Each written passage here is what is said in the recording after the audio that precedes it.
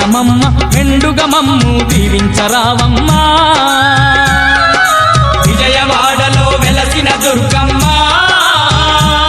నీ పూజకు పువ్వులు తెచ్చినమమ్మ మెడలో దండలు వేసినమమ్మ మెండుగ మమ్ము దీవించరావమ్మా